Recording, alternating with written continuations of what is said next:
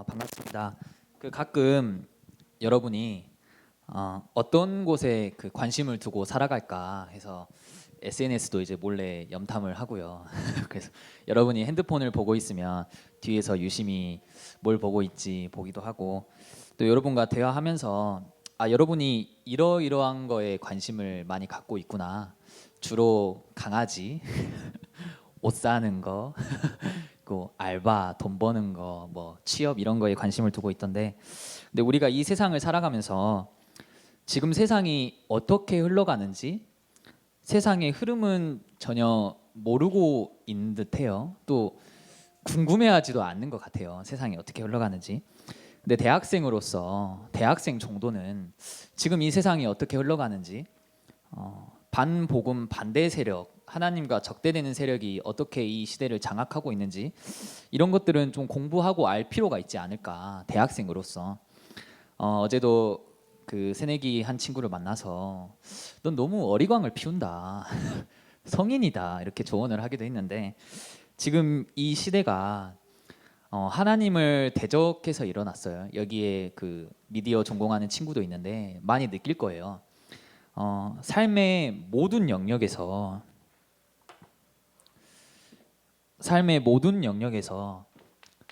사단이 심어놓은 것들이 완전히 장악을 해버렸다. 그래서 우리가 살아가는 전반에 이 사단이 심어놓은 것들이 또 그것으로 우리가 느끼며 살아갈 수밖에 없다. 오늘 본문처럼, 마태복음 24장의 본문처럼, 나는 그리스도다 하는 거짓 예수, 거짓 선교사, 거짓 소문들이 행하여지고요. 1992년도인가 예수가 재림할 거다라는 날짜를 정해놓고, 우리 부모님 세대는 알 텐데, 그래서 그 교회에 막 집도 팔고 뭐 회사도 다 때려치고 재림한다니까, 그때 세상이 끝난다니까. 그래서 교회에 수만 명이 모여서, 그들은 완전 거지처럼 살았겠죠. 다 팔았으니까. 결국 그 돈을 다 떼가고, 그런 막 거짓 예수, 거짓 재림 이런 거에 대한 소문이 팽배하고요. 사람들을 그래서 미혹하고, 민족이 민족을, 또 나라가 나라를 대적하고, 곳곳에 기근과 지진이 지금 일어나고 있죠. 우리는 잘 못 느끼지만 가끔 제가 교육자분들 좀 환경을 많이 시키길래 제가 분리수거를 제일 잘하거든요. 그래서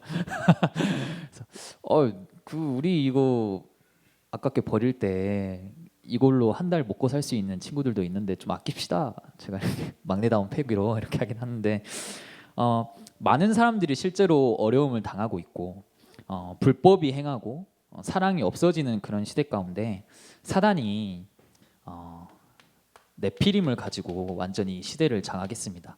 그 중심에 3단체가 있고요. 실제로 3단체가 행하는 모든 것을 여러분이 이 삶 속에 하고 있다고 보셔도 무방할 겁니다. 제가 좀 이따 말씀드리겠지만, 그리고 종교단체가 일어나서 사람들을 많이 미혹하고 있고, 또 우상숭배, 우상단체가 일어나서 사람들을 완전히 몰아가고 있습니다. 그리고 최근에는 사단이 기가 막히게 미디어로 이 시대를 완전히 장악하고 있습니다. 잠깐 여러분을 위해 PPT를 준비했는데 잠깐 보겠습니다. 되네요. 여러분이 자주 애용하는 스타벅스, 유독 우리나라만 스타벅스가 줄이 이렇게 긴 줄 알았는데 역시나 우리나라만 길더라고요. 그래서 왜 우리나라만 이렇게 길까? 저는 다른 데도 이렇게 길 줄 알았는데 이 정도까지는 아니고, 유독 한국만 이 스타벅스를 많이 좋아한다. 실제로 저도 최근에는 많이 안 가지만 많이 마시고요, 이용하고요. 뭐 하지 말란 말이 아닙니다. 그래서 여러분도 많이 가는 걸로 알고 있는데, 스타벅스 본사에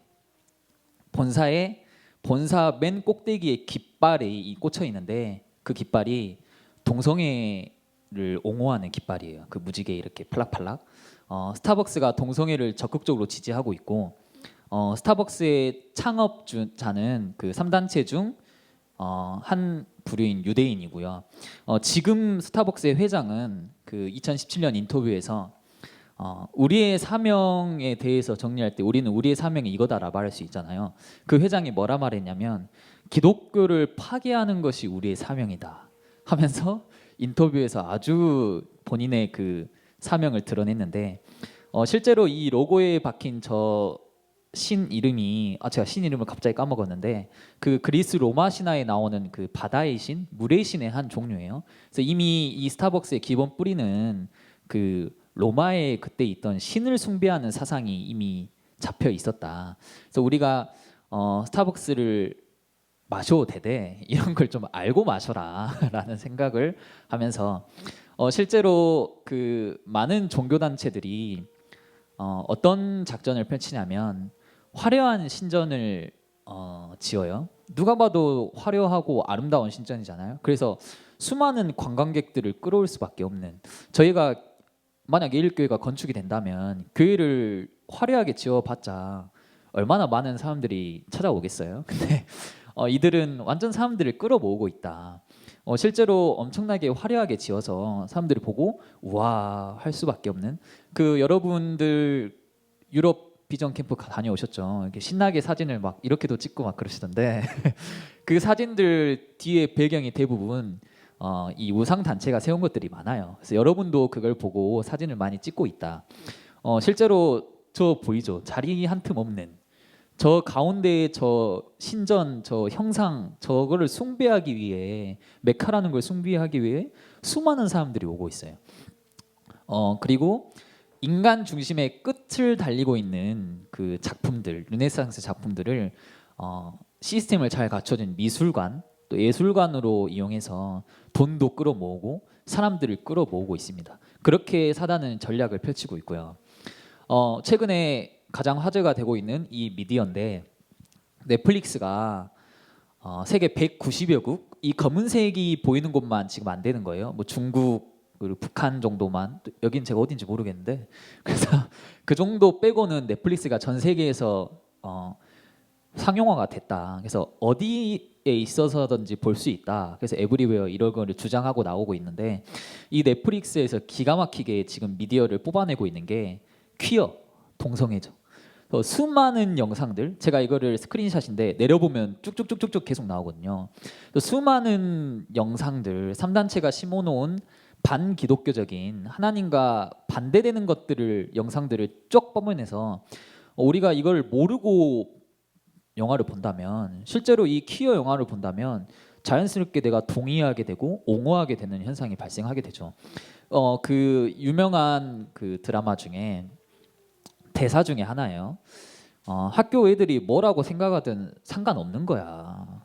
너의 정체성을 남들이 정의하게 하지 마. 너는 너야. 누가 남자를 좋아해? 그거 너야. 너가 성을 바꾸고 싶어? 그거 너야. 이런 거를 은연중에 각인시키고 있고, 이게 탑 10 안에 포함되어 있는, 그 순위권 안에 포함되어 있는 드라마 중에 하나입니다. 참 보면은 미디어가 너무나도 이 시대 후대들을 많이 장악하고 있다, 이런 생각을 많이 하게 되는데, 미디어의 가장 또 대표적인 게, 미디어로 만든 캐릭터가 펭수, 자이언트 팽이라는 유튜브 채널인데, 이 만든 PD가 있어요. 작가라는 이 분인데, 저는 펭수를 원래 좋아하지 않았지만 잘 모르고 그냥 재밌다 이렇게 생각했는데, 이 작가가 심고 싶었던 의도가 뭐냐면 이렇게 말하고 있어요. 펭수의 성별이 드러나지 않습니다. 실제로 펭귄이 암수 구별이 어렵대요. 그걸 이용해서 저는 그 부분이 마음에 들어서, 젠더 같은 경우에 사회에서 민감하게 다루는 것이 얼마 되지 않았는데, 제가 어렸을 때도 미디어에서 보이는 여성과 남성의 모습은 확실히 구분돼 있다. 하나님이 남자와 여자를 창조하시고 남자와 여자의 역할을 구분 지어 주셨어요. 저도 그걸 자연스럽게 받아들이면서 컸는데, 근데 이 자연스러움을 깨고 싶다. 하나님이 주신 창조 원리를 깨고 싶다.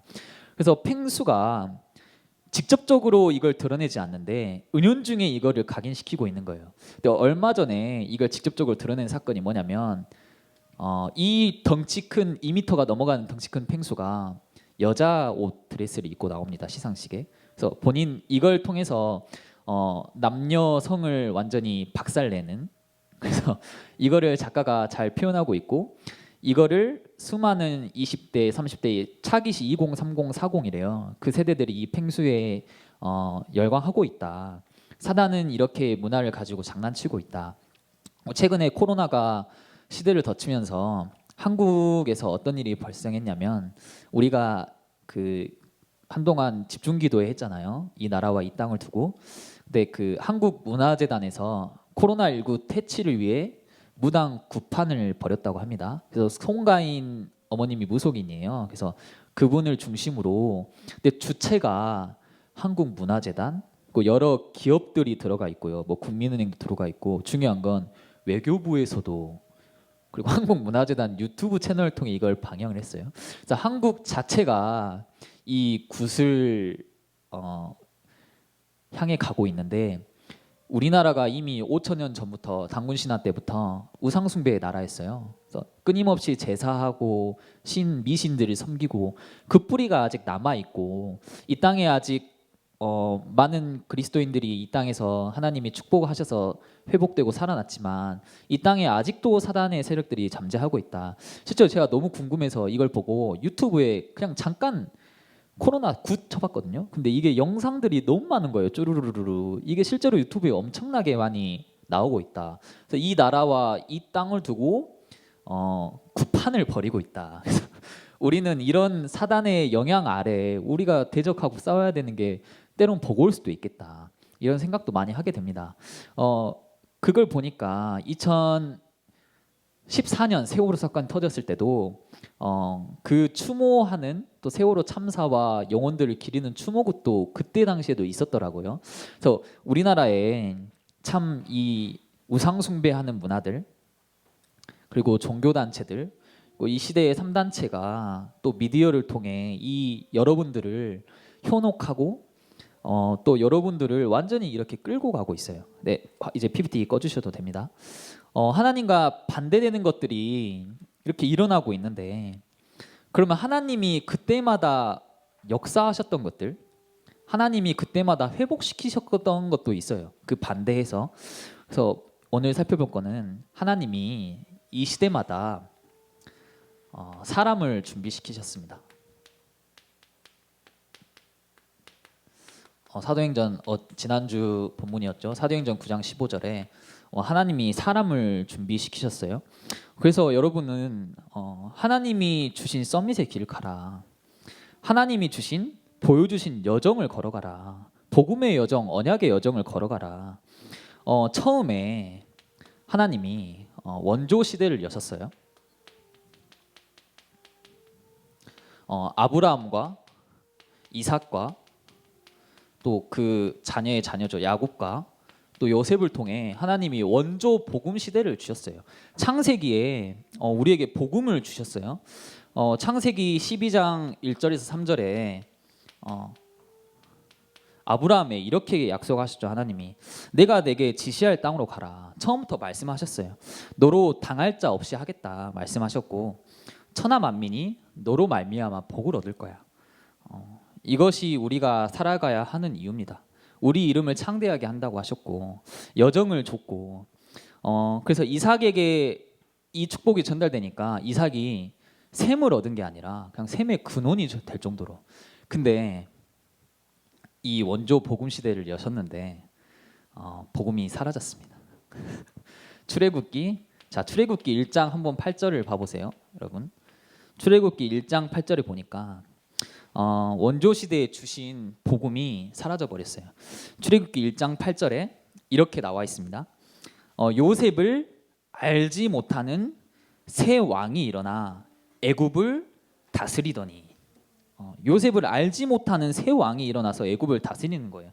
그동안 하나님이 주셨던 언약의 흐름, 또 요셉이 그 바통을 이어받아서 총리가 되고 이스라엘을 완전히 일으켰던 그 기적과 또 역사를 알지 못하는 왕이 일어났고 그 후로 노예가 찾아왔죠. 그래서 이스라엘 백성 노예가 찾아온 거예요. 복음을 잃어버리니까. 그래서 하나님이 7명을 가지고 다시 그 복음을 회복시킵니다. 그게 회복 시대인데 분필이 너무 작네요. 분필이 그게 회복 시대인데 7명을 가지고 하시는데 그 중심에 모세가 있었습니다. 출애굽기 2장 1절에 이렇게 나와 있어요. 레위 남자가 레위 여자에게 장가를 들어. 그 말은 언약의 백성이 정말 언약을 품고 언약 가진 이성을 만나서 그 후손을 키워낸 거죠. 그 당시 모세가 죽지 않고 살 수 있었던 유일한 방법은, 유일한 길은 바로의 딸 공주에게 들어가는 것뿐이었어요. 그걸 기가 막히게 하나님이 인도하셨죠. 그래서 여러분 그 요게벳의 노래라는 찬양 많이 들어보셨잖아요. 저는 어버이날 때마다 듣는데 그 찬양을 보면 참 이 요게벳이 이 모세라는 인물을 언약으로 정말 품고 기도하며 키워냈구나, 이걸 많이 느끼게 됩니다. 근데 이렇게 회복을 시키셨는데 모세와 요게벳과 또 그의 장인과 또 여호수아 갈렙 등등을 비롯하여 회복을 시키셨는데 이상하리만큼 또 잃어버린 거예요.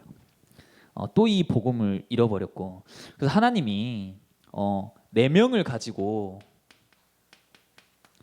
언약을 성취시키세요. 성취 시대가 찾아옵니다.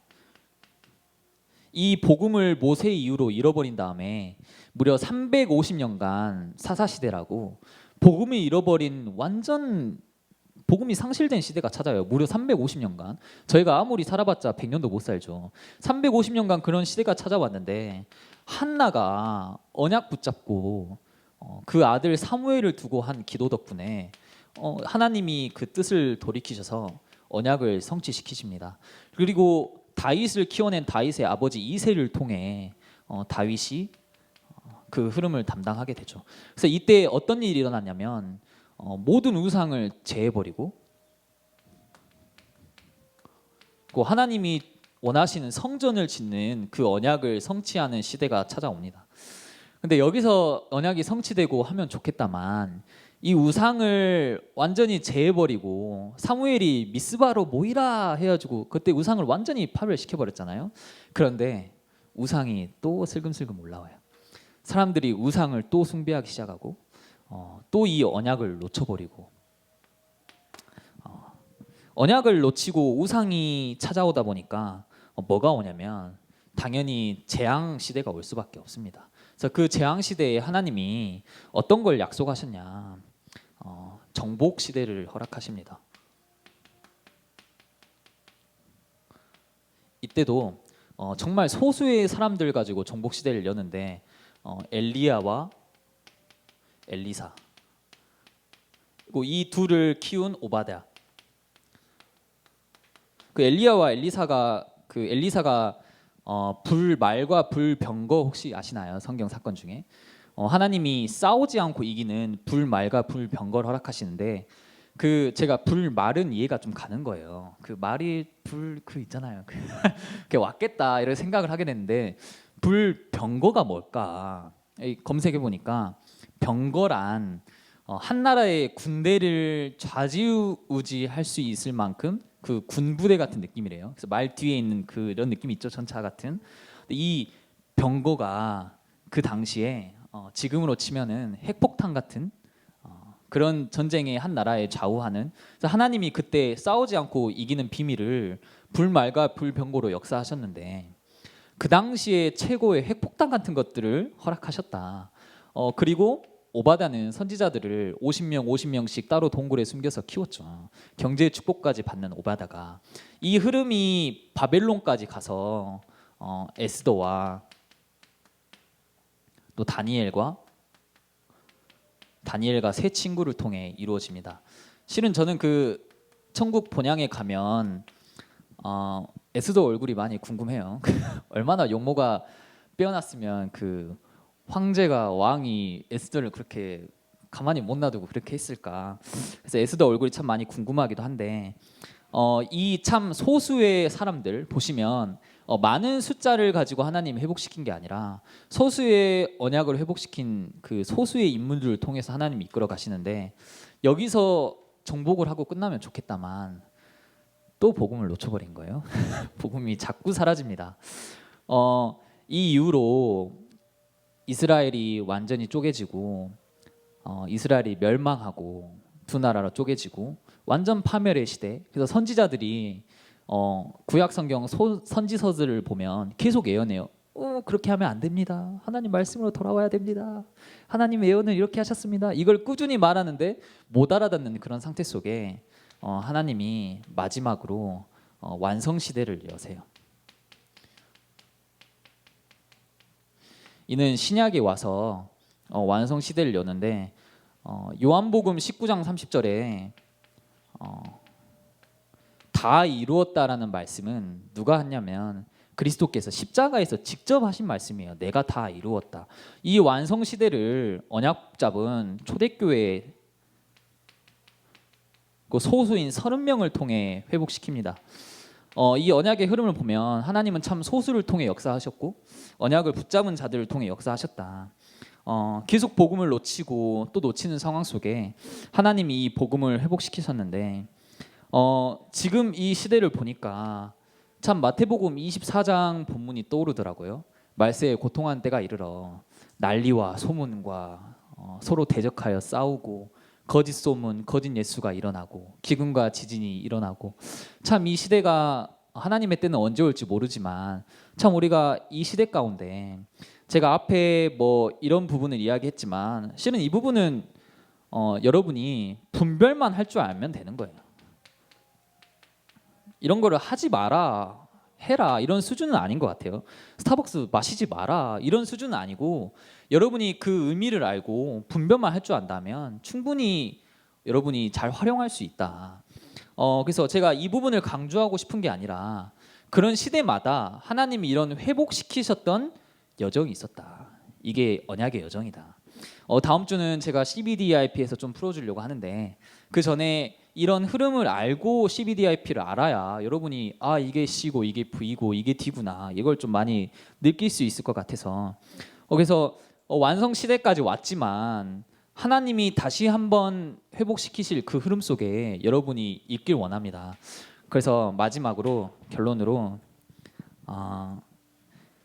여러분이 꼭 해야 될 거는 집중의 시간을 갖는 겁니다. 집중은 성경에서 가장 중요한 말이에요. 너는 내게 부르짖으라. 여호와를 바라라. 오직 기도해라. 오로지 기도해라. 전혀 기도해라. 그냥 기도하라. 그냥 기도하면 될 것인데 그냥 믿으라. 그냥 이야기하면 될 것인데 성경은 끊임없이 집중의 비밀을 말하고 있어요. 우리가 정말 이 하나님 말씀에 집중하고 하나님이 주신 이 절대 주권에 집중하고 오늘도 나왔죠. 이 성령 하나님의 인도 또 성령의 도우심을 집중하고 바라보고 지난주에 미션을 내줬는데 우리가 아침 저녁으로 정말 이 집중 시간을 갖는다면 그게 우리의 영적 시스템이 된다면 우리가 이미 서밋의 자리를 얻었는데 우리가 놓치고 있다. 그래서 여러분이 그런 그 집중의 시간을 가졌으면 좋겠습니다. 이 소수의 사람들은 대단한 사람들이 아니었어요.